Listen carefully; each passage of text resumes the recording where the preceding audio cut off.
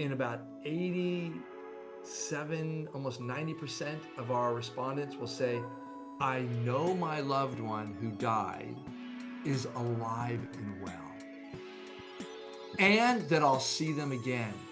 And their grief is radically different. You still miss the person when they transition. Of course you do. But it's different.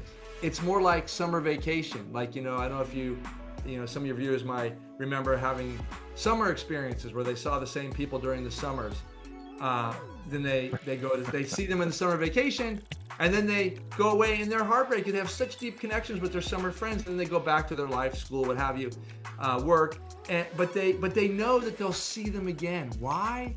Because summer is so guaranteed. It happens every year. You know those people will be back. And that's what the shared death experience is kind of like. It's like, oh, he died, she died, but I know I'll see them again. And this is the way things are. There's a deeper understanding. This is the way life is. And it's okay.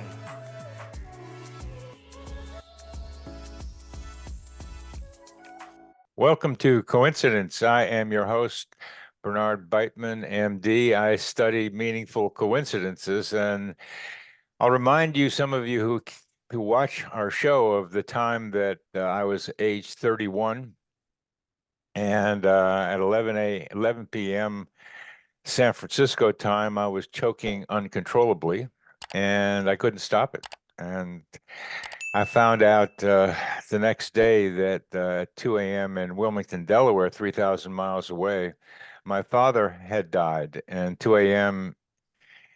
in the on the East Coast is same as 11 p.m. on the West Coast. So my father was choking and dying while I was choking over a sink in a Victorian in San Francisco.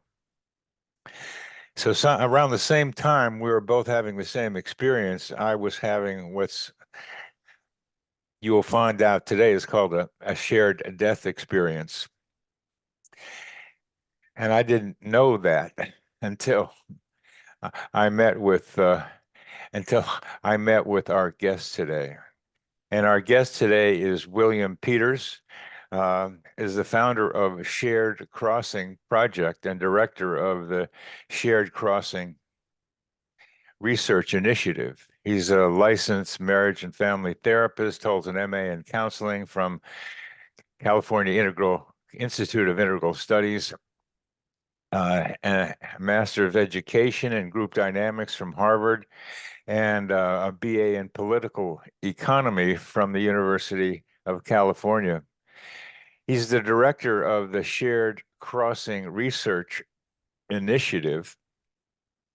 His research team and he collect and study extraordinary end-of-life experiences, particularly shared crossing. William is recognized as the world's leading authority on the shared death experience, having developed research-based typologies that classify the full range of SDEs. And coincidentally, he and I just talked 2 days ago, about my father's experience, my experience with my father. He's also created the Spectrum of End-of-Life Experiences, a user-friendly guide to assist the dying, caregivers, and healthcare professionals in navigating and understanding the phenomena that can manifest at the end of life. This guy's like into death, baby. It's what he does. And it's amazing.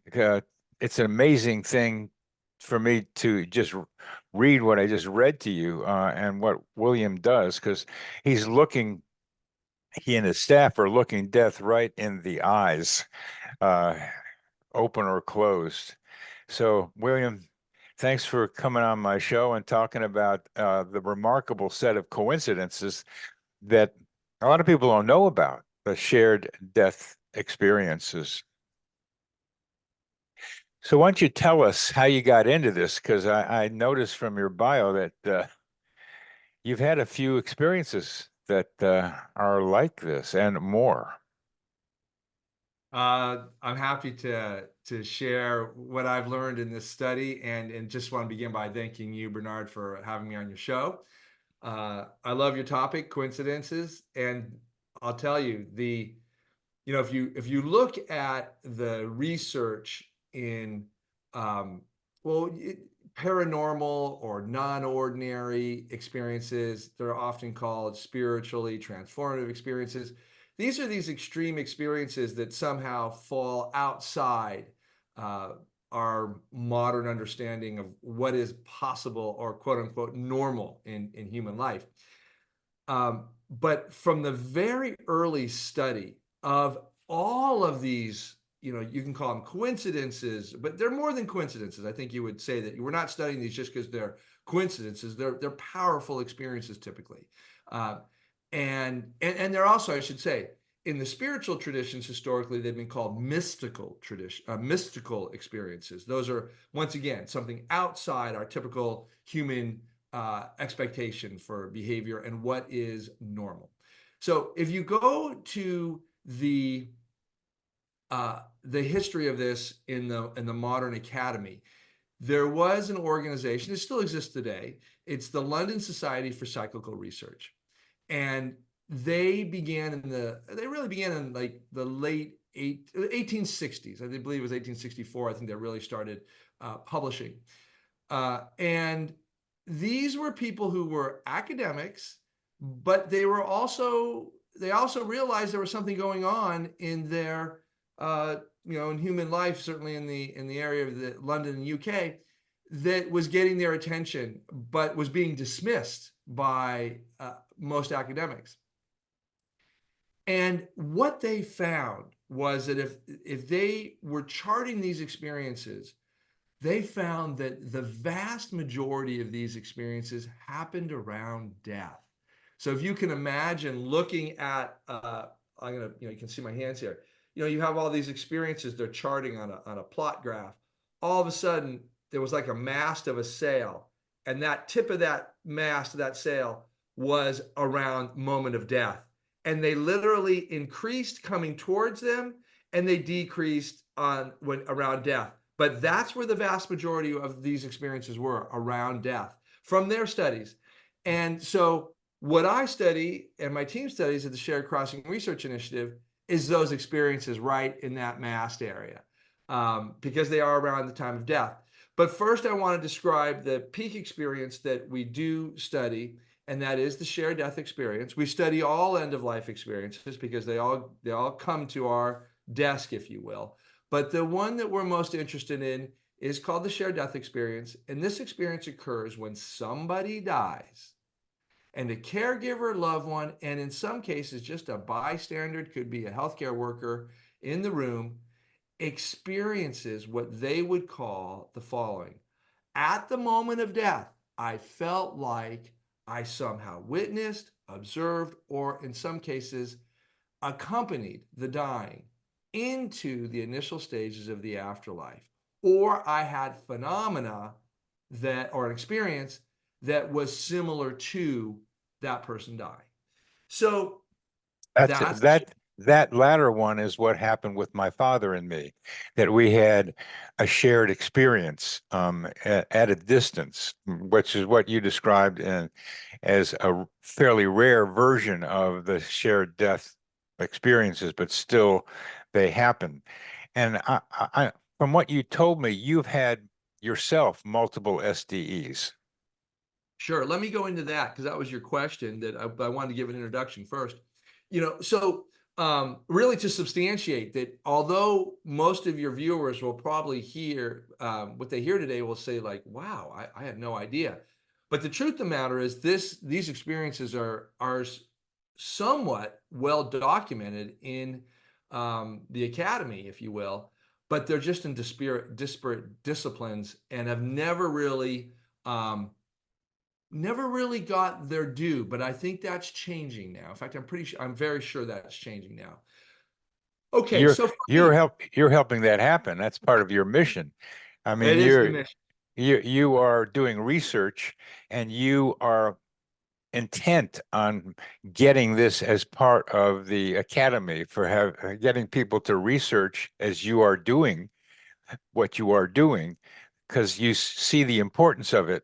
And that's why you're establishing good data in order to be able to get it out there. But what we're doing here is making the shared death experience into the consciousness of the people viewing this. So it's also important, and you're doing this, is getting this out into the general public, that my choking, my father dying and choking are not that uncommon. Although that's not the most common thing.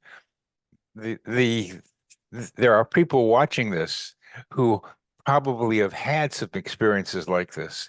And so that's why getting into some of the details, as you will be doing, is so important for us. Yeah, and I will do that. But you asked this first question, how did I get into it? And my path to getting into the shared death experience as a researcher, as you'll see, I just gave a talk at the International Association for Near-Death Studies, and the title of the talk was Two Near-Death Experiences, a Flurry of Shared Death Experiences, and the calling of a reluctant shared death experience researcher. Because the truth of the matter is, I could have never imagined that I'd be a researcher in this field. It is rather obscure, but I really kind of got here because I felt like I just had to do the work, and I had too many experiences, many of which were quite painful. When you're dealing with death and brushes with death, as you'll see, they can be painful. So my first experience in this general field was at 17 years old. And as you'll see, it was a near-death experience. I was skiing at Lake Tahoe, California. Typical day for me up there, as I was an avid skier. And I was doing a few turns on the top of the mountain, then straightened out, accelerated across what we call a dance floor, the flat part of the slope, so you get to another steep part of the mountain to ski. But on that dance floor, which is kind of the easiest part of the slope to traverse, I caught an edge. And I caught an edge with my skis, first crossing and back, and then I instinctively mid-course corrected, and the front of my skis crossed. That created a catapult situation at high speed. And I sailed through the air, and it was exhilarating at 17 years old, but I realized this wasn't going to end well, and it didn't. When I hit the slope, the hard slope, I somersaulted, felt a crunch in my back, and immediately everything went dark. And the energy in my body it went zzz, and it was just dark. But I had an observing sense of self at that point. I'll call it a sense of self. It was an observing something. And so I was observing it all. I was completely out of pain. It was dark until the lights gradually started coming on, and I was above my body. And I was, my first vision, if you will, or what I could see, was my body in the slope covered in snow. And then I started to move away from my body on that ski slope. I saw the beautiful ski slope of Squaw Valley, Lake Tahoe. It's now Palisades ski area. And then beautiful Lake Tahoe, gorgeous. Then San Francisco Bay in the distance, and Colorado Rockies, snow-capped in this time of year, December. And then finally, beautiful North America, the oceans, Atlantic, Pacific on both sides, South America, and then eventually what we would call a satellite view of our lovely planet Earth, until that Earth became just one of many stars in the solar system. But at the same time this is happening, I'm having a life review and being shown every action of my life, every action, every thought, and everything I spoke too. So the details of my life, getting a lesson on karma. Everything I thought, said, or did had a impact on others. And that was quite a profound teaching for a 17-year-old man. And also at that point, I'm still sailing through this beautiful universe, enamored by the beauty of it all, the hyper alive universe, the solar system. But then I suddenly find myself in a tunnel that's kind of like a slinky, that's opaque at its edges. And at the end of this tunnel, I notice that there's a light, a really brilliant light that's getting my attention. And at that moment, I realize with terror, I'm dying, and I did not want to die. And I remember screaming with God. I grew up Catholic, so that was what I immediately associated that powerful light with. And I said, I don't want to die. I haven't completed what I incarnated on this iteration as a human to do. I said those words inside myself a number of times. I had no idea what that meant. No idea at 17 years old what I'd even incarnated on planet Earth to do. But I eventually went directly into the light. I was completely comfortable being in that light. In fact, I was the most comfortable and joyous and sublime feelings I've ever had. In fact, I remember myself saying, scratch that, God, I'm happy to stay here. I don't need to go back. But then I felt a pushback on my body, and I was heading back to planet Earth, and I heard the words. I shouldn't say that I heard them. They were telepathically transmitted to me. Make something of your life. Well, I did go back in my body. It was very difficult. Come back into that body. It was cold. I was obviously in pain. I pled with God when I first came into the back in that body. I didn't have much feeling in my body. I said, I screamed, God, don't let me be paralyzed. And I felt sensation come across my body. But that was a severe spinal injury, compression fracture of the lumbars 3, 4, 5, and S1 that would leave me in chronic pain and physical disability for the next 35 years. I did have some amazing spiritual healing that we can talk about another time later. But that was my first near-death experience. From there, I would have I really suffered from that. I lost my identity. I lived in chronic pain. I went on to college, and I really struggled with depression and isolation and loneliness.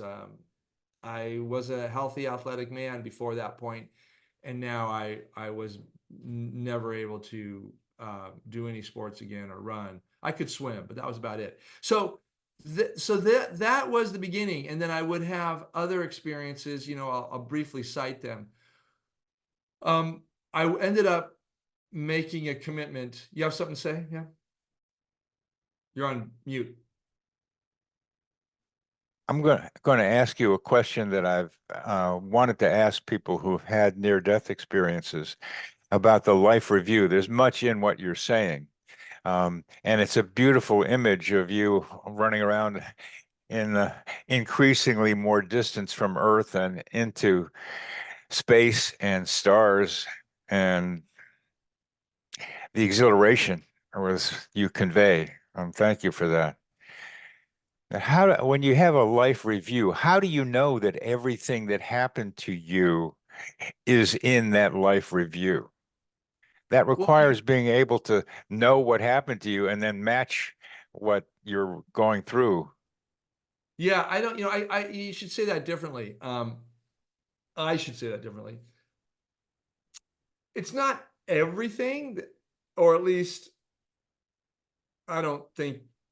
I go back there, and it's certainly the most salient, most important aspects. Yeah, I that's uh, yeah, yeah, I don't. that's Yeah.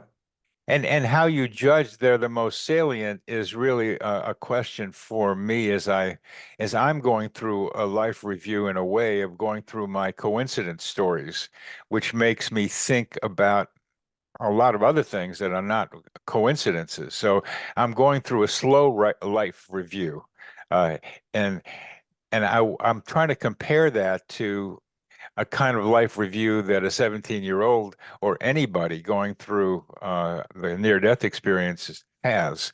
And I'll leave it there for you to comment on. Then we go on to what you wanted to be able to talk about. Well, I mean, the life review is really a review, I think, of your most morally, ethically relevant behaviors, as well as both the most sublime experiences and some of the most difficult ones. I think it hits those experiences, quite frankly, that are highest on the affective scale of experience, if you know what I mean. That's that thank you for that answer. We don't have to go any further, but Yeah. that's what I figured. In writing this book, it's highlights. Um, Yeah. and there's ones that I'm sure I missed, and you probably did too in your life review. So it's just to clarify, kind of in an academic way, when people say that all the time, what are they talking about? It's a No. tendency for the affectively charged, the emotionally charged experiences, both good and bad, Yes. that you go through. But I also think there's a moral ethical accounting that I think we wouldn't maybe put on our own affective scale, um, because you can do something kind of cruel to somebody in a certain way, or engage in some morally ethical behavior that your ego wants to forget about, and can do a pretty good job of that, actually. Oh yeah. But you don't get away with that in your life review. It's there. So I think you get the point here, the nuance. But I will show you something about, since you asked this directly, probably the experience when I was having the life review that really got me to realize I was actually having a life review and not just observing a lovely movie of my life was my first kiss in seventh grade. We used to have a Sadie's Hawkins dance, and I was invited by the lead cheerleader of our Oh junior. boy, oh boy, That oh was boy. that was a big thing. That was a big thing, and I had never kissed, and she gave me a kiss. They actually, in those days, can you imagine? This was the '70s. They had a kissing booth, and you would go into the kissing booth, and I'll never forget that. But there's nothing morally, ethically positive, negative about that. I was all in. She was all in. I felt great. She felt great. But I'll tell you, that was one of the experiences that really got my attention. But also the ones that really linger. That one went up and said, well, that was great experience of joy. But then the ones that did hang around that were festering a bit were just behaviors where I was selfish or I didn't think about others. And I had a lot of those where I had a behavior that I actually didn't even think was that big of a deal, like maybe fighting for, something in the sandbox, or, but the little boy I was playing with went away crying, and he cried to his mother. His mother got upset. It rippled through the family, and I got that, how selfish behavior, unethical behavior ripples through humanity in a very charged way, and that was a powerful teaching. That Um, is so important for us to know. oh my gosh, yeah, yeah. I mean, I would say that. I definitely have a moral, ethical, social justice bent. Um, and part of that could be just what I came in with astrologically. I know I've been told that I have that type of astrological, when I get a reading, which I actually not that into astrology per se, but anytime I do get a reading, they say, "Oh my gosh, you have such a social justice, moral, ethical bent to you, a right and wrong." And I'm like, yeah, it's unfortunate because it does get me pretty upset with things, in this life, because there's so much injustice in our world, and there's such a tolerance for it, I would say, that I just don't have. With that, let's move forward, because I want to stay on point here, Bernie. After that experience, that SDE, the first near-death experience, I should say, I went to college, and then I graduated. And unlike most of my contemporaries who went out and got jobs in the, financial or industry, because I grew up upper middle class, and that's what you do. You go out and get a good job and earn a good salary, and what have you. Well, I took a job in Central America, and working with the Jesuit International Volunteer Corps, which was really a liberal social justice arm of the Catholic Church. But those of you who know the Catholic missions know that they have missions all over the developing world. But we weren't involved in proselytizing. At least I wasn't the least bit interested in that. I was interested in the opportunity to work with people who were suffering, experiencing social injustice. Um, and so one of my posts was in southern Peru, happened to be during a civil war. And one day we were driving back from an afternoon on the coast. We lived about an hour inland. We were working actually with indigenous people, the Aymara people of southern Peru, who had been displaced from their land due to a civil war, and also just, powers of the beast taking their land because they wanted it. But on the way back from this trip, it was nighttime and we saw a body in the road, and we slowed down. I popped out of the car, ran over to the body, and realized this person was in great distress. I didn't know what happened at the time. I kind of figured later that he was hit by a car or something. But I realized he wasn't breathing, but he had a slight pulse. So I began CPR. And as I was doing this, uh, I felt my attention, this part of myself, rise out of my body and turn and look up to what was above me, because I felt there was some sort of energy, which I would now describe as a presence or presences that were filled with light. In fact, the whole space that I was working was filling with light, and they were telling me, communicating to me, um, keep doing what you're doing. This is quite, keep doing this. And I was panicked, because this man was very close to death, I could tell. But they were very affirming. And I say they because I felt multiple presences there, but one dominant presence actually. Um, and but they were also saying everything's okay. Everything is perfect as it is. Just keep doing what you're doing. And in the midst of this kind of anxiety and stress around this man who was, likely going to die, they were very affirming.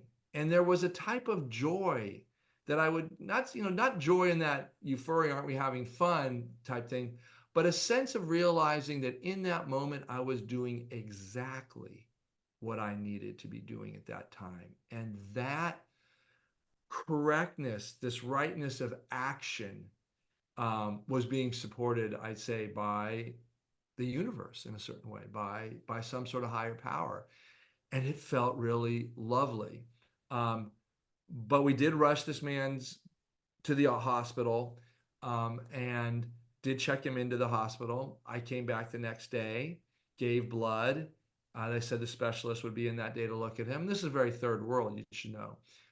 Later that day, I talked to the specialist, and they said to me, the doctor said that he had suffered severe internal injuries and had a cranial bleed, they suspected, and that his prognosis was not good. The next day, I came back first thing in the morning, and the nurse told me he had died during the night. And I immediately began to weep, very, very strongly. Uh, and I just remember going outside into the courtyard and weeping and weeping. And as I wept, these same presences from before came back and filled me with light and said, everything is fine. This is the way life is. You did what you were called to do. Thank you. Thank you. But the gratitude was in no way, I didn't feel the least bit heroic.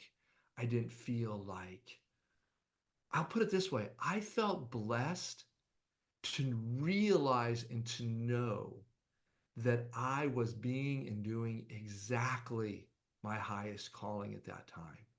And the clarity and the appreciation for that, for my being used in such a what I would say was almost a divinely inspired way, felt better than any experience I'd ever had. And so I should say, in that moment when I was there weeping and in contact with these beings, I could feel the presence of that man, the spiritual man that I had helped, who had died, and he was faintly there with them and at peace, and they let me know that he was fine now. And so that was a shared death experience. And so Later I came back from Peru and took a position in the San Francisco Skid Row called the Tenderloin of San Francisco. And this happened to be, I was hired there as a social worker because I was fluent in Spanish, and there were a lot of migrants coming over the border from our southern border. But the AIDS epidemic broke out, and there were, thousands of gay men, tens of thousands indeed, who were dying of AIDS, uh, and were impoverished. And AIDS was not well understood at that time. We didn't know how it was transmitted. We didn't, there were a lot of people saying that it was contagious by touch. And, as we know now, that's not the case. But in that day, we didn't know. But I felt very compelled to work with this population. And I did. And as a result of that, I did a lot, did a lot of counseling with the persons dying of AIDS. We provided food for persons, all persons who were suffering in need of food. But I befriended, I say befriended, it felt like friendships with many of the gay men in this community. But really they were clients, and they would come in for food, for counseling, and we talked. We got to know each other quite well. And one of these individuals was Brad. And Brad, I worked with for, God, it felt like years. And he was part of a homeless community that was living in a burned out building in what we now, in those days it was called South of Market. Now it's a very exclusive, gentrified part of San Francisco. But in those days, they lived out kind of, open air, and with a campfire. And they were basically a group of 8 to 12, helping each other die. They all knew, they all contracted AIDS, and they all knew that there was no cure. They were all essentially walking each other to death. And Brad was one of the leaders in that community, and very knowledgeable. I would actually say Brad was a type of shaman. He was very spiritual. He looked at death as a transition. But one morning he came in to me very, very early in the morning, and he said, I opened the door, and he looked beleaguered and tired and, wiped out, quite frankly. And I said, Brad, what's up? And he said, oh, Randy died last night. I go, oh, I'm so sorry.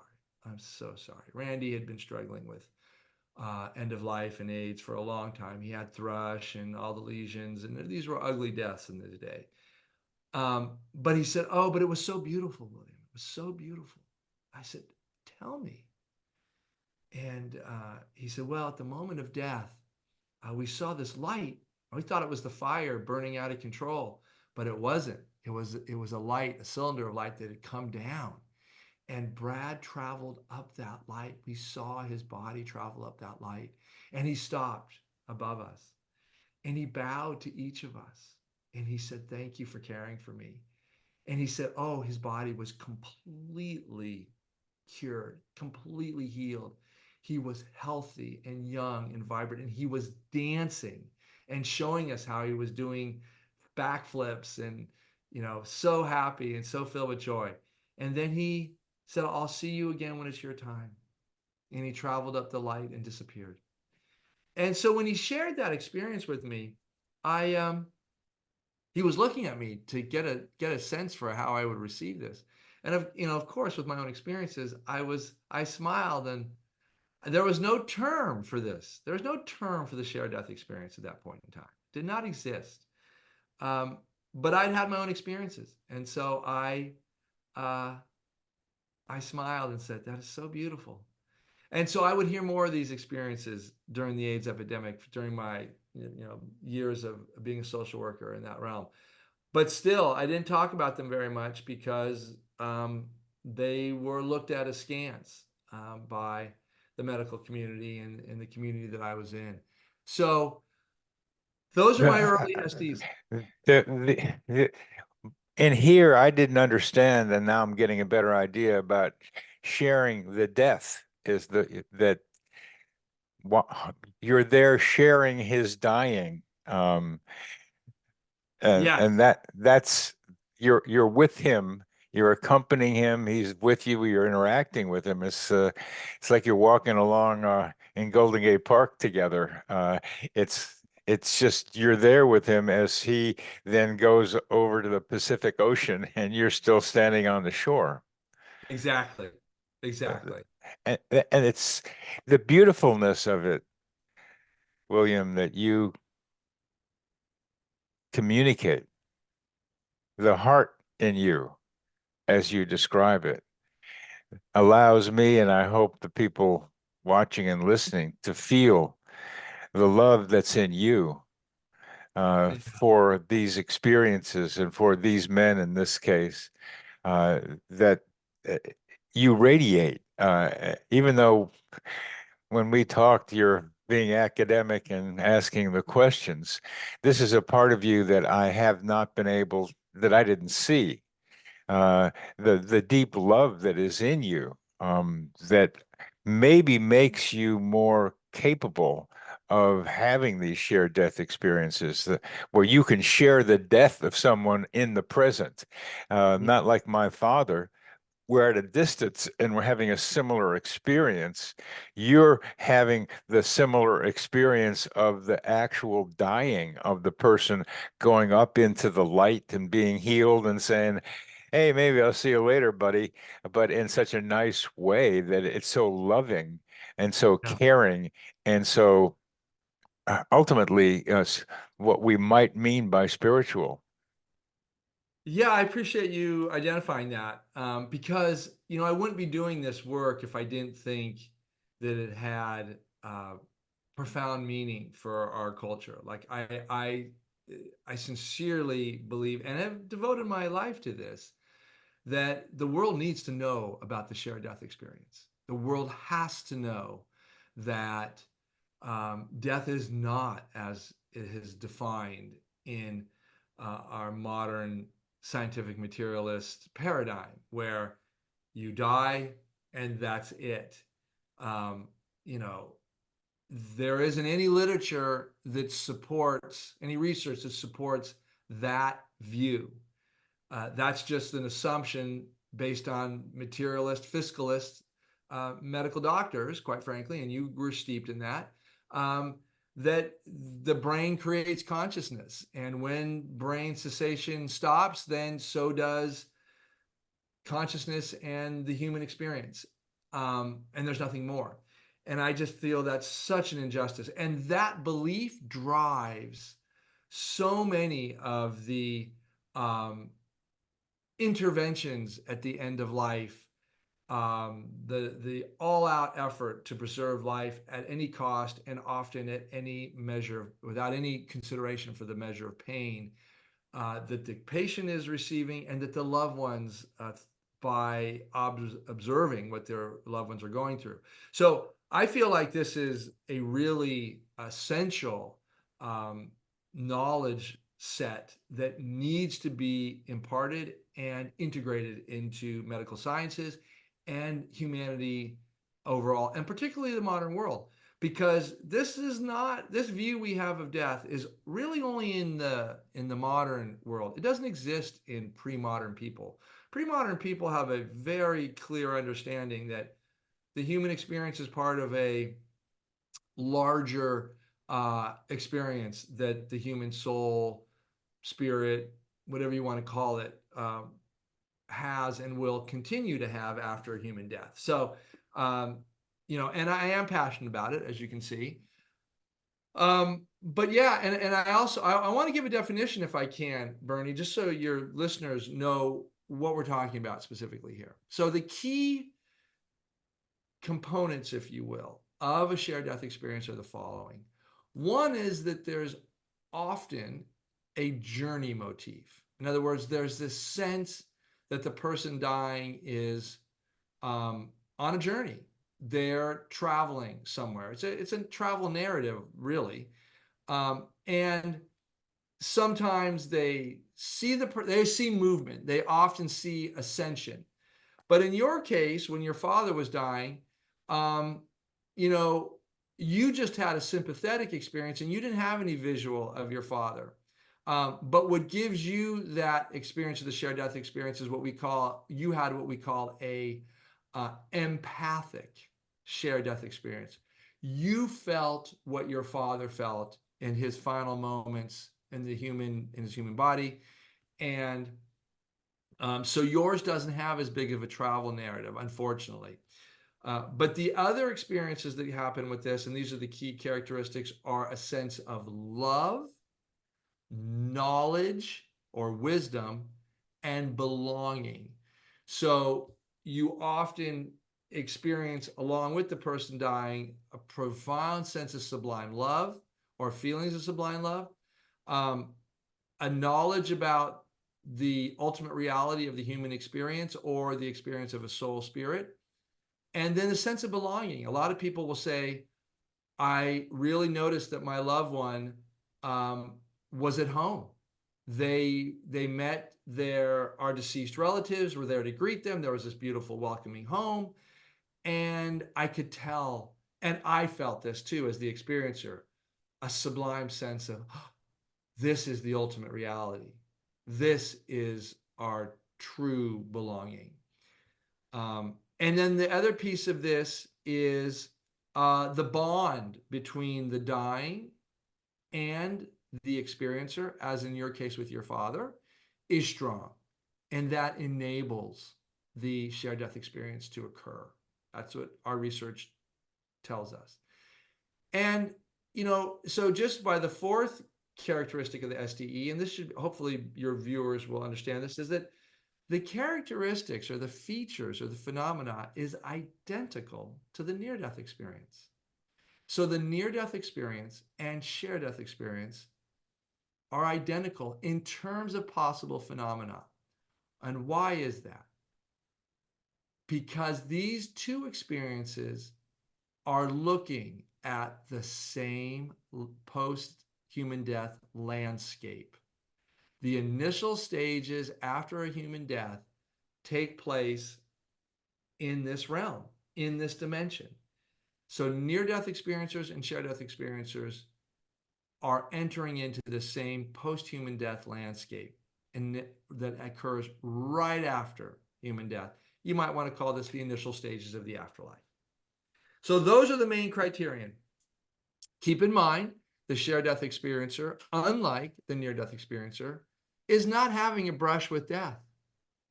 They're healthy in mind and body. They're just caregivers, loved ones, often hospice workers, So, but the bond is important. So, but hospice workers have pretty strong bonds with their patients at times. And a hospice worker will have this experience if, in particular, if the family members are resistant to death. So if you got someone dying and all the family members are, oh, don't die, Papa, don't die, oh, don't die, we need you. Well, there's got so much emotional, psycho-emotional interference with the person dying that I think they block energetically the experience of having the shared death experience. So when I train people how to have the shared death experience, which is what I do, this is a big part of our work, is people will contact, the Shared Crossing Project to facilitate this experience, and we do work with people to facilitate that. And the biggest part of, not the biggest part, but one of the three parts of that work is acceptance that death is coming, and you need to come to terms with death with the very person that is dying, your loved one.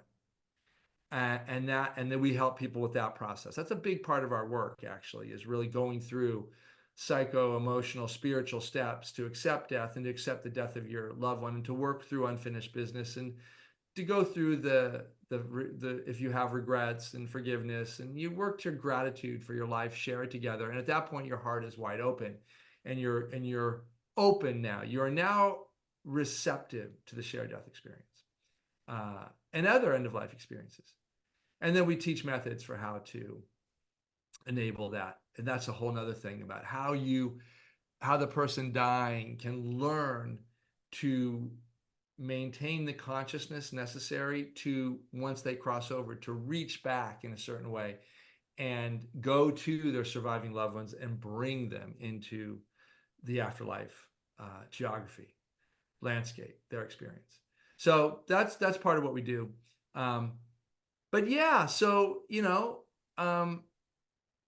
That's That's so remarkable. What you're talking about. I mean, it's what you live, but I'm on the outside here looking in at what you're talking about. I mean, with a little bit of experience, that's how partly got how we got together.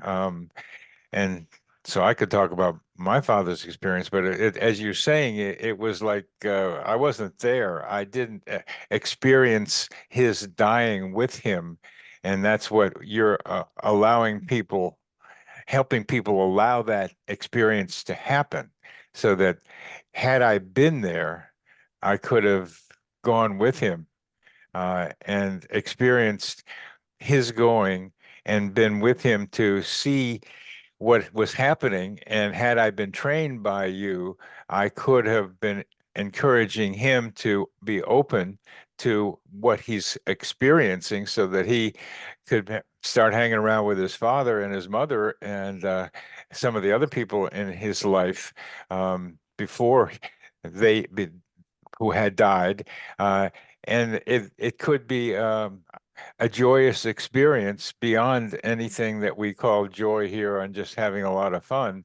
And I could have been able to experience what you have experienced so a couple of times now, the joy of not being in a body and being out there in whatever it is, and you have better words for it than I do, but I have some idea of what this greater consciousness is, having talking to people with NDEs. But there's something special about the way, to me, the way talk you're talking about this, um, that a lot of NDE people have fairly dramatic stories, and they're quite remarkable.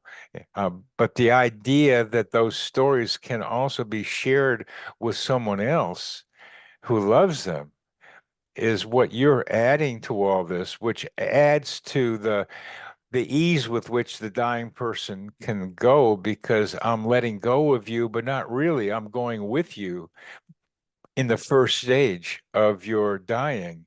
And I'm not going to be able to go yet where you're going, but I'll see you later when I die, and we'll be able to be together in some way or other.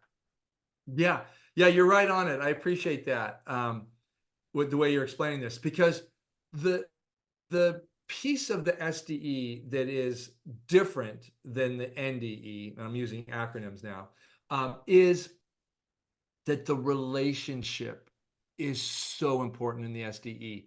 And one of the after effects that we see in the SDE in about 87, almost 90% of our respondents will say, I know my loved one who died is alive and well, and that I'll see them again.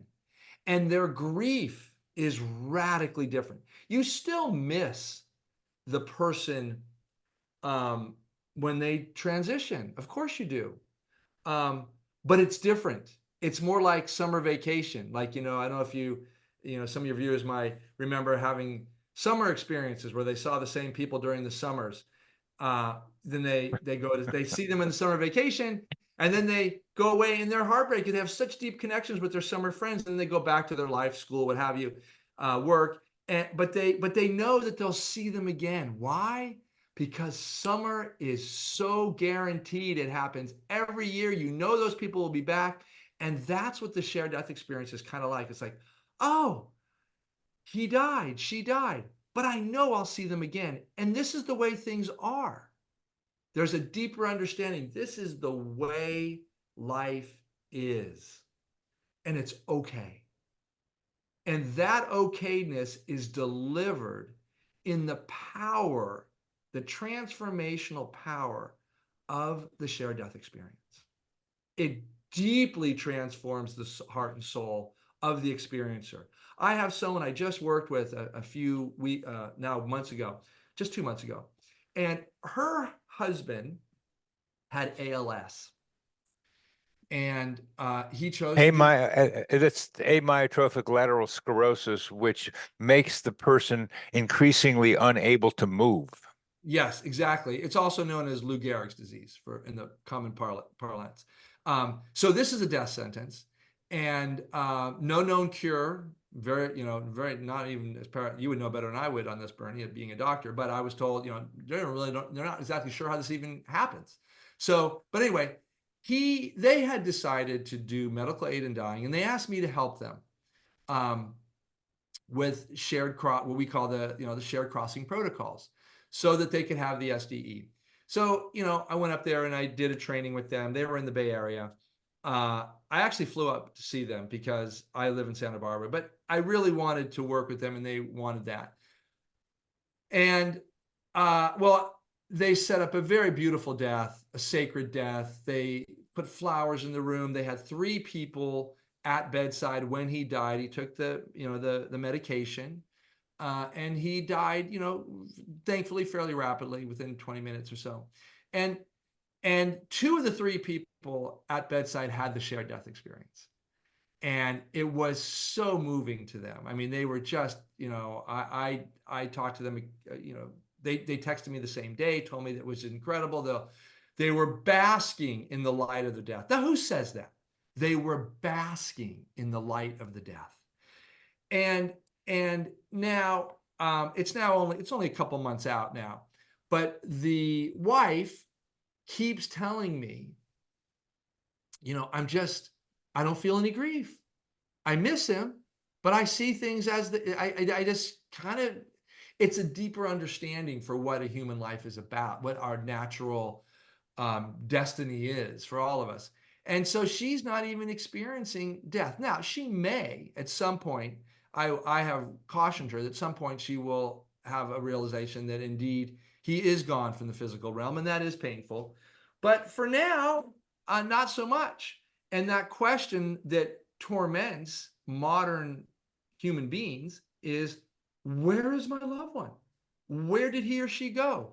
And the shared death experience, that question is absolutely non-existent. So, so anyway, there's that one. And I also want to say something else, because I know, Bernie, that your show here focuses on coincidences. And one of the things that we see over and over again is that 2/3 of our shared death experiences are what we call remote. And that means people aren't at bedside. The loved ones are not at the bedside. But what we see is that at the moment of death, they have an experience. They don't know that their loved one is dying. It's profound, so profound, they often call their loved ones and say, I had this really strange experience about 20 minutes ago. I'm wondering, and they interrupt and say, Dad just died. And he goes, oh my God. Well, I know this sounds bizarre, but I saw him. He came to me. We were together, and sometimes they're so shocked by the experience that they don't share it at all. In fact, most of the times people have the SDE and they realize it's so far out from what's acceptable in their familial, communal, societal culture that they don't even share it because they don't want to be seen as a wackadoodle. But just excuse me just a minute here, but this idea of being visited as the person is dying is an apparition, as it's been yeah, called, and it's been reported of, again, the psychical research guys did it a long time in yes. the 1800s. But this is the apparition, meaning the image of the person who's dying shows up and says, "Hey, things are all right. I'm going to be fine, Yeah. and I'm just here to say goodbye." And that somehow is shocking to the person because it's not acceptable in the way we're thinking about the realities of death now, as you are. So how does the apparition, or how does that person, the dying person, experience saying goodbye? How does that fit into helping the person who's left to accept the death? Well, I mean, this is a great question. Every person is a little bit different because, you know, that is what we call a remote shared death experience. And that experiencer depending on the culture they grew up in, if you have a notion of an afterlife or a survival of human consciousness, of consciousness beyond human death, then you receive that experience, and you may be perfectly fine as it affirms and gives more texture to that belief you have. So those people don't suffer as much with it. But if you don't have that, and if you come from a culture that looks down on that, then that's going to create a real conflict in your psyche about what this is. You know about this being a psychiatrist, that's something you bring to your therapist if you're fortunate to be brave enough to go to your therapist and say, I had this experience. And hopefully your therapist won't say that you hallucinated, and let it go. But if you receive the experience, and of course that's the mission of the Shared Crossing Project, is to help people be receptive to these experiences and work with them to integrate the meaning of the experience into their life, so that they can make use of this and allow that experience to transform their understanding of what human life is and what human death is. Um, but the people that do work with these, everyone that contacts me, they see this as a gift, and they see it specifically this way. My departing loved one came to me to say, thank you, I love you, goodbye, and I'll see you again soon when it's your time. Those four characteristics right there. And Beautiful. I even have a training that we go through that, so that they're ready for it. Thank you. I love you. Goodbye. And I'll see you again soon when it's your Well, time. I'm putting your links will be in your bio, and our audience can contact you because I don't know. There's a lot of stuff that's important out there in the world that is we're doing psychic research and spiritual research, but this is so this is so practical what you're Yeah, talking about. It's the ultimate in practicality because we're so terrified of our own deaths and let alone the death of a loved one. And and here comes William Peters from California who says, "Hey, baby, it's all right." You know, yeah, it's really something to celebrate that you can be part of the celebration of that person's passing by experiencing what they're experiencing, at least in that first stage of dying. correct. Very well said. And that's what we're trying to do. I mean, look at the mission of the Shared Crossing Project is to transform people and our culture's relationship to death and dying, and transform it in a positive way so that they realize that death is not an end. Death is a transition into another realm of existence. Well, William, I'm a little bothered and perplexed by the fact that with all the spiritual talk out there and people contacting loved ones and who are spirits out there somehow, this part of it is not recognized. That for those of us who had some time on Haight Street in the late 60s and who otherwise have other psychedelic like experiences or mystical experiences, which include being able to see beyond our own personal death. But this is like right there for loved ones to experience it. I have to think of it in the old terms. It's like, hey, you can get a real good high from this. The better high. It's not drug induced. It's the reality thing. It's not anything manufactured. It's the way things are, and you can experience the joy of the cosmos, at least that first step in getting out there, and you can know that that person is someplace that you will be able to see that loved one again. I do that with my dog that died. I mean, I just kind of he kind of hangs around sometimes, and my son's dog said goodbye to me the last time I saw him, but he knew that this was the last time we were going to get together again. And I think my son is going to be able to, I'm going to try to tell him this, that he'll see Walter again. And that to be able, this is such a joyful thing that you are out there talking about, and it's right there in front of us because our loved ones will die as we will. And to be able to experience the joy of that connection and actually know by Yeah. experience you'll be seeing each other again, and to have some idea of what they're going through and you will go through, this is a marvelous contribution to our notions of reality.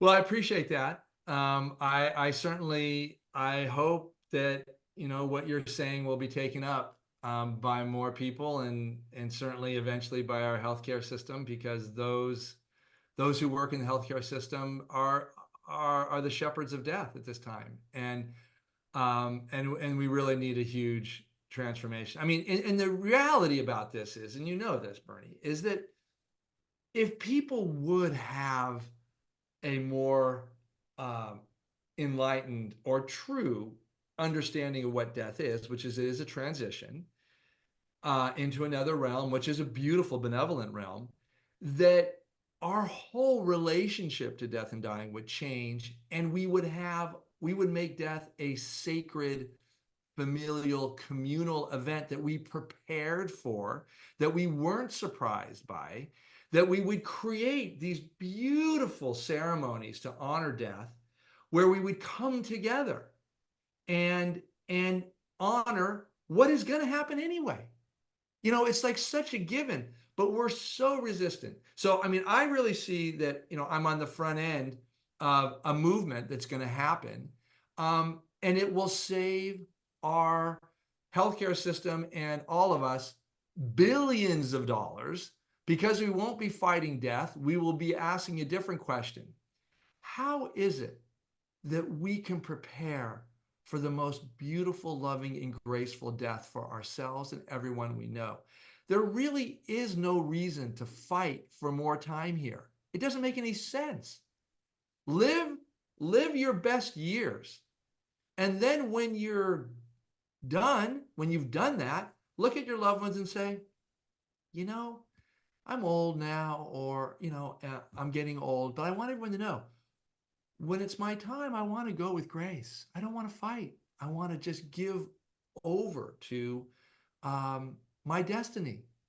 I don't want to fight here. Why would I want to fight with death? Everything, because everything we know about what happens, and I do mean everything that any researcher in end of life who studies these experiences, we all come up with the same conclusion.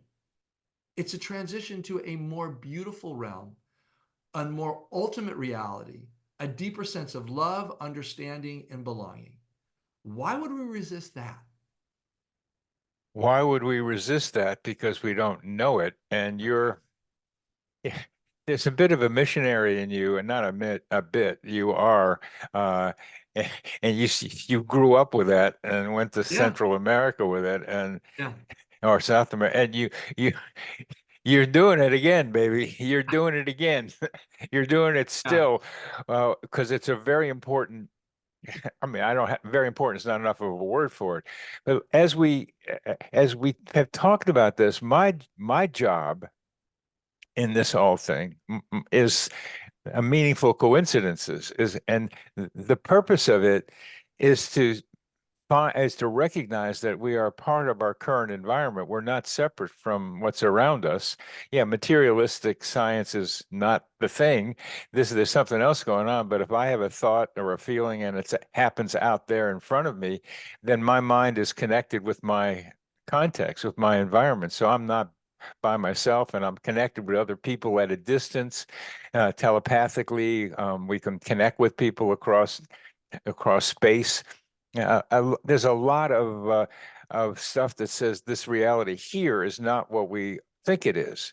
And so what my job is to increase the possibility of having more fun on this planet, as we're alive here. And I think what you're talking about by fun, I mean play. I mean, learning. I mean, expansion. I mean, love. And for me, dancing and connection and the kinds of things that you're describing can happen around death.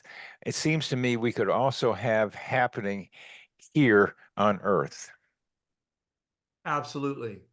Absolutely. But I'm going to make a strong statement here.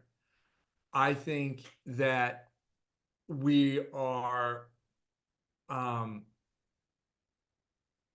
how to say this?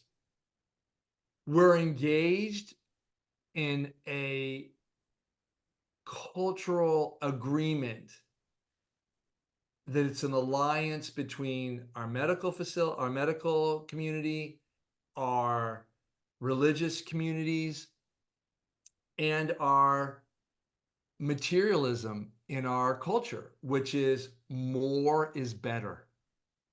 And more is not better. More has never been better. Um, and I mean, here, Bernie, you and I could talk as psychotherapists about what we look for in humanity is healthy balance. Healthy balance. Knowing when enough is enough and knowing when too much is actually a burden. And we are completely out of whack when we are warehousing our loved ones because we don't want to care for them or it takes too much time to care for them. So we warehouse them in senior living communities, assisted living, memory care, all the rest of it. Long after these people have, most of them anyway, have any real meaning in life. And it's very sad because I work a lot with people in assisted living, in senior communities, in memory cares. And when I'm able to have a frank conversation with these people, they will tell me, I don't know what I'm doing here. Why am I still here? And they're saying it humbly, honestly. I don't know why they're keeping me here. I had an infection and I was miserable. They gave me an antibiotic and I'm still here. So it's like modern medicine now has become part of the adversary to death. And it's designed that way. And it's great when it's prolonging life for people who have quality of life. But I think we need a real existential, honest conversation about when what are the terms and conditions for living a meaningful human life? And when are we going to say enough is enough? And right now, that question is not being asked enough. You know, I will say in my family, my father was on memory care, and it was during COVID, and our family got together and we had really frank conversations and we said, would dad want to be here the way he's living right now? He had Alzheimer's. And everybody looked down first, looked down first and said no. And then looked up and said, if he gets an infection or gets something that requires an invasive treatment, we're going to say no. And we did that. He got an infection, he got pneumonia, and we did not treat it. We gathered the family, and we could have very easily treated it. He could still be here. This is 4 years ago, but we didn't. He would not have been here. That's the trouble. But he that he wanted to be, and you had him be, and it was enough is enough, is what you're saying. Yeah, What do we do about assisted death? medical aid and dying. You What? mean medical aid and dying? Yes, yes. Medical aid and dying. I would say this. I I am an advocate for the option. I am not saying that people should all do medical aid and dying. I'm not for that. For me, I think I will choose uh,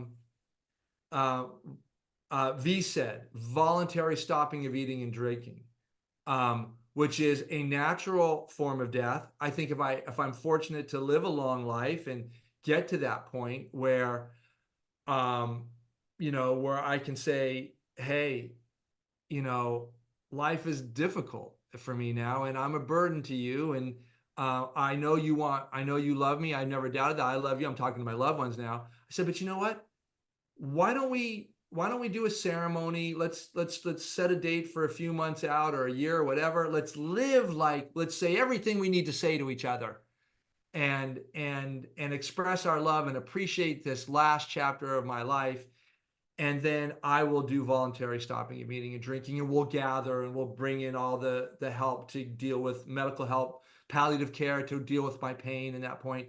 Um, but to have my loved ones around me and to say goodbye in that way. But medical aid and dying, I'm fine with too, because I think if you want to do it that way, I think it's fine too. I don't have a strong um, opinion about that. I'm glad it's an option for those who are suffering from, debilitating pain. Like, as you know, there are some cancers, bone cancers, and pancreatic cancer, some abdominal cancers that are really painful. I think medical aid and dying is really appropriate for that. Like, why are you hanging around to let the cancer take you out?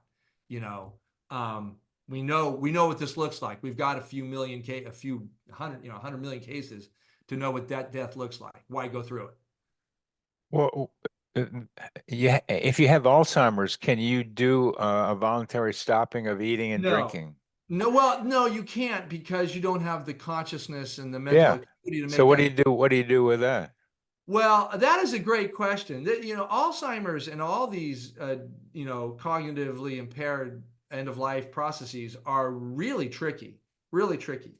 Um, so I think, in our day and age, we have to allow people to go their full course, but that doesn't mean you have to treat them for an infection. I think you Okay, make, so if something intervenes, yeah, then the family can decide not to do it.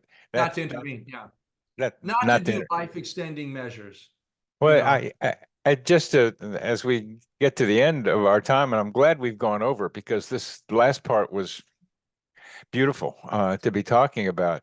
I I know I saw doctors like there's a hole that a person dying goes through, and doctors are throwing their bodies on top of this hole to stop the person from going through the hole.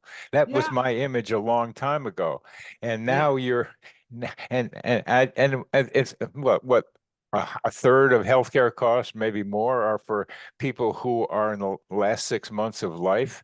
Uh, Exactly.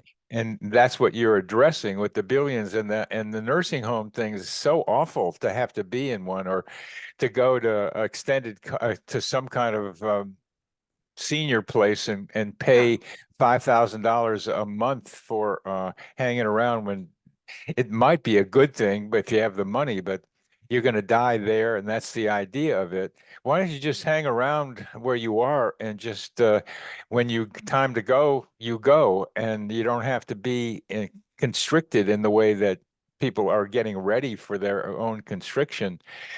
It's this. I'm gonna ask my sons to watch this, because I want them to see what you are saying, because it's so profoundly important for me and for them with me to be able to know what you are trying to bring to the rest of the world.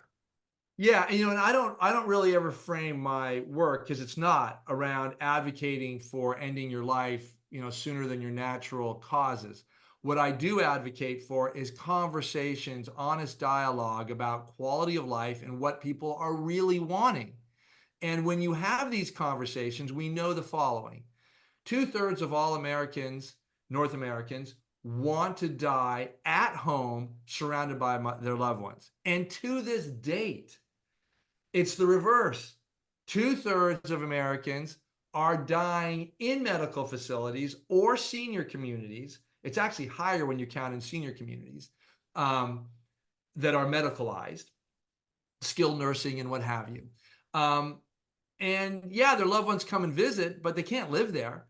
So these are not good end of lives. And by the way, is anybody doing interviews and polling these people on their experience? Absolutely not. No one's asking these people. They have absolutely no voice. We're getting very little data on what their experience is in these skilled nursing, assisted living is fine, but skilled nursing And these, They're awful. They're awful, they're and awful. they're awful. Like, I have a couple questions here. The, it's always seemed, let me call it stupid, for all the relatives to get together at the funeral after the person's dead, because Yeah, the funeral is really for the people who are alive. Uh, exactly.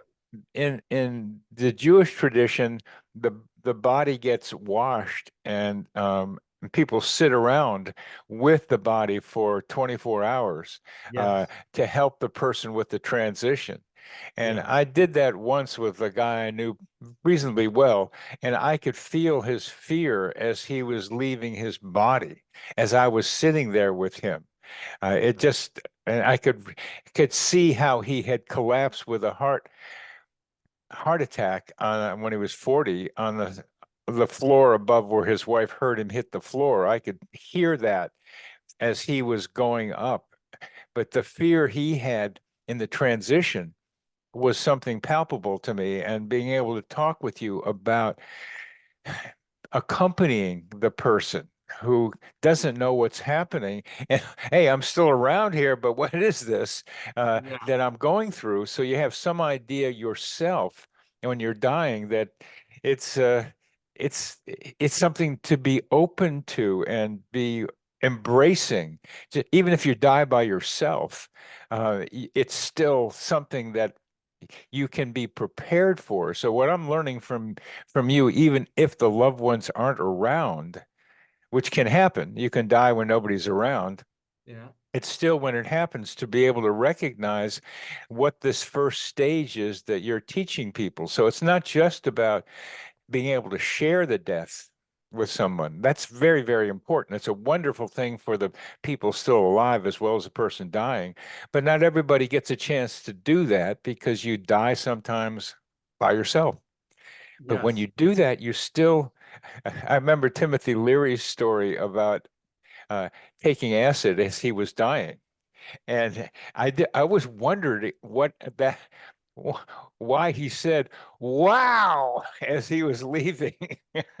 Now I know better why he said wow, because you're mapping that territory for us, and it's a wonderful thing that you're doing. And my one more question, maybe, if we'll keep going, but somebody with Alzheimer's, um, and they die with or without somebody around, are still going to go to that first phase of kind of like, I'm here and it's really beautiful and I'm going and I'm still around and there's other places for me to go, and I might see how does that work with somebody who can't think in a physical body?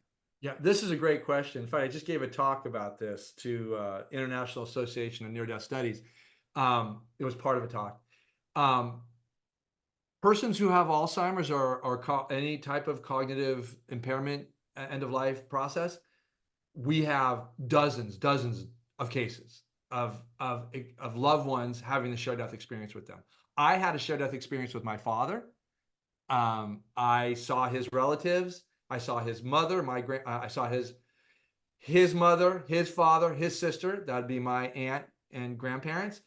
And I had a life review with him. I mean, it was all right there. And for the previous 4 years, 5 years, he was completely in that haze of Alzheimer's. So, and then we have many other cases like this. So being in that state does not limit or prohibit the shared death experience based on our research. And it doesn't limit the person with dementia No, from having the experience in that first phase of death. from That's what we can tell, yeah. No, well, because I'm thinking of a case right now where I actually trained this father and son, and then the father knew he had Alzheimer's. He even considered getting medical aid and dying, but he wasn't comfortable with that at that point. That's the thing. He really wanted to do it, but he just felt like he wasn't sure if that was what God wanted him to do. Um, you can understand that, and I didn't advocate one way or another. I just said it's a choice, what have you. And so but actually medical aid in dying does not qualify for, at least in California and all the states in the union, you can't get medical aid and dying for Alzheimer's. You have to self-administer, you have to be able to self-administer the medication. You can't have anyone else give it to you. So you have to be within the last 6 months of death and then and certain disease patterns that you can and you can qualify for medical aid and dying. Anyway, this person was in a memory care center for about 3 years, and when he died, his son and his son's partner told me that at the moment of death, his father came to him, went through his body, the son's body, popped out above him, looked right at him and said, "Is it okay for me to go now?"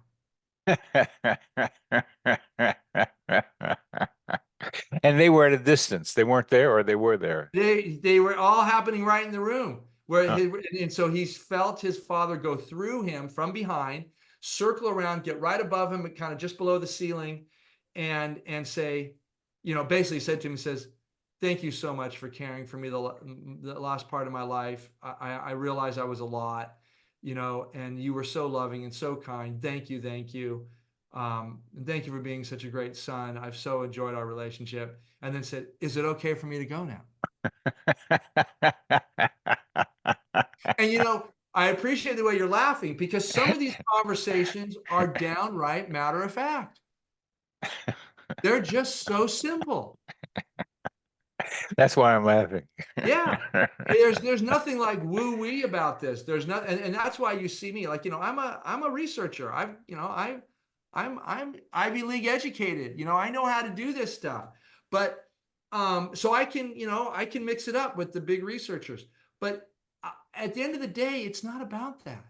This is a natural human process that we, quite frankly, have bungled up with views about a value about more is better, like more human life is better, no matter what the terms are. And That's capitalism, right that's there. capitalism. More, Yeah. more is better. I want more days no matter what. And yeah, I want more days. I want more money. I want more of this. I Yeah. want more of that. Then that's well. And I'm gonna let you go, because this has gone on a little longer than I thought it would. This has been tremendous, and it's making me look forward to that time rather than having the ambivalence that I've had about it. yeah.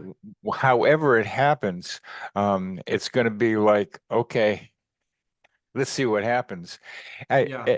And William, the what I'm doing is trying to bring some of what that first phase of dying is to Earth, to have us live it somehow here as Yeah. well. And that's what I'm trying to do with the synchronicity thing, just Mhm. as a, it's it's a whole nother thing, but I so appreciate being able to talk with you, and I love that we just talked recently, and we did the other side, so we got to know each other in a Yeah. reverse way, and I like that. That's a little bit coincidence that I enjoy. So I thank you very, very much, and I hope some of our audience have lasted this long, because it's an hour and a half Oh uh, yeah. of what we've been doing. Well, let me And say one more thing. I wanna let your audience know something. Here. I'm just gonna let people know this is a research. This is the book I wrote. This book is At Heaven's Door: What Shared Journeys to the Afterlife um, say about living well and dying, or dying well and living better. And this is the first research-based book on this, and it tells you everything about the shared death experience.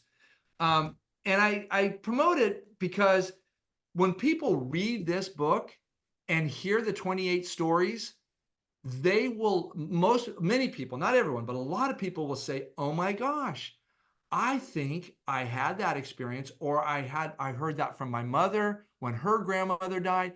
These experiences are in our family lineages. and you might hear about them, but they're disparaged experiences. They're not given the light of day, if you will. So, and you'll learn everything you need to know about that if you're so inclined. And if your viewers want to learn more about it in another way, we have courses, self-study courses online on our website, sharedcrossing.com. So all of that is there. And we also have a pathway program where we train people how to have the SDE and what have you. So like I said, there are resources out there. I don't like to do an interview like this and have people say, I want to learn more, but where do I go? And that's one way where you can go. So Well, you've taken me to outer space on this one and opened my heart and to embrace what I kind of knew various ways. But you're right there, William. You're with, hey, dying ain't so bad. yeah, And it's good to have people around and you'll see them again. yeah. It reminds me of a song I used to like, see you in September. See you when the summer's done. You You, remember you, you my remember that summer one? camp? Remember my summer camp analogy? Oh It's yeah, I mean that's why I bring it up because it yeah, remind yeah, that's why that song remind that your summer yeah. camp remind me of that. So it's that is that's so good. So William, I'm gonna we'll end here, but Okay. it's been wonderful, wonderful, wonderful talking with you. Such a great education you are bringing, such important information you're bringing to humanity. And I thank you for your work, and I applaud and praise and whatever I can say Yeah. to what you're doing. It's what it's what your Catholic religion would have wanted you to do had it not been so restricted by its own power and money needs. And you are doing God's work, and thank you for that. Well, I appreciate that. Thank you. I hope so. I'm still trying to make good on that last words that God said to me, make something of your life. So I feel that's I hope I'm doing that. I think I am. Well, But it's a you know as well as I, it's a process. uh, You're not going to make something out of your life like yeah, some bread or something. You're not going to do that. You are doing it in the process of what you're doing. The process that you are doing is what your life's work is, and you will continue to do it. And you've affected this interviewer more than many people that I interview have. It's so profoundly human what you're doing. It's not academic, intellectual. You're making it because you have to try to get some attention. yeah. But it's so basic to you're born and you die. I mean, that's and let's pay attention to what that death experience is actually like, not what we're told it is. It's not the end, No, no, and you're no. doing it.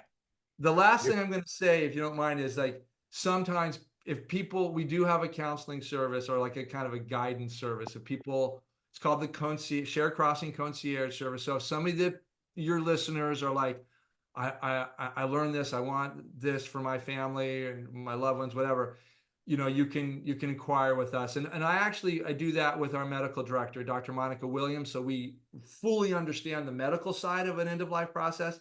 And then we also understand the psycho-spiritual aspects of it. And so if people want the extra support at the end of life, we do have some room in our service, the Shared Crossing Project, for that. That's called a Shared Crossing. William, at the end here, and a lot of people don't get this far. Oh yeah. An hour and a half's a long time. And you've said several things that I didn't write down about Yeah. how your book and your services, Yeah. in various ways people can contact you. If you would write me now, send Yeah. me a paragraph because I will put that in underneath my introduction to Great. the video, so they'll see it, and I can just put that in that introduction. So I'll do some other writing, but it'll be Great. This is what you can do to get more information from William Peters and his group. Perfect. We'll get that done. Thank you. And thanks for having me. Really fun conversation. And like I said, I hope your viewers got a lot out of this. And, death is not what we think it is. Death you shall have no dominion is what I kept hearing. Yeah. Exactly. From you. Yeah. Okay. Thank you. Thank you very much, William. This psychosphere is our mental atmosphere, like a hologram of cosmic consciousness.